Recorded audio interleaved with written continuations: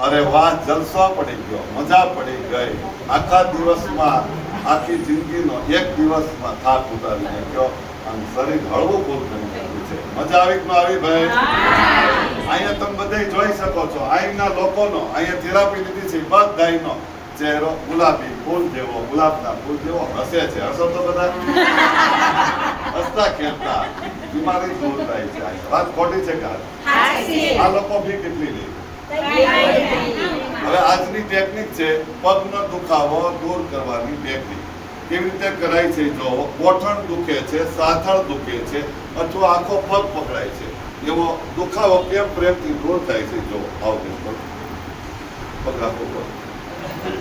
ચાલો હવે આવું કપડું લેવાય, ધોકો લેવાય, ટુવાલ લેવાય, નેપકિન લેવાય, કોથળો લેવાય. એવું નથી કે આવું પિંક કલરનું, પર્પલ કલરનું કપડું ક્યાં મળશે એવી કોઈ ફોન ન કરવો, કારણ કે ફોન કરવાથી અમે કંટાળી જઈએ. હાલે હાલે બધું ચાલો કરો, ધીરે ધીરે કરો, બધા હસતા રહેજો. સરસ કરો, પગ સીધો કરો, ધીરે ધીરે પાછો કરો, ધીરે ધીરે ધીરે એટલું થાય એટલું.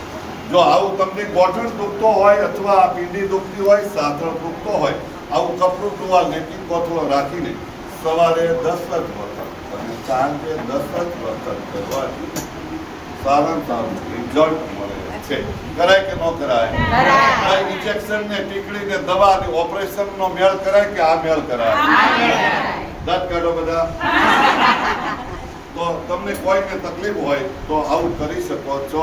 ગોઠણનો દુખાવો ઘરે બેઠા દૂર થઈ જશે. બેન, તમારું નામ શું છે?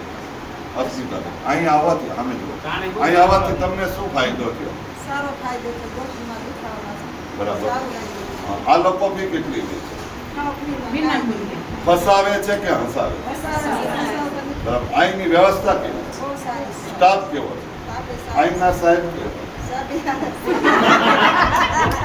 એક વખત હસો બધા.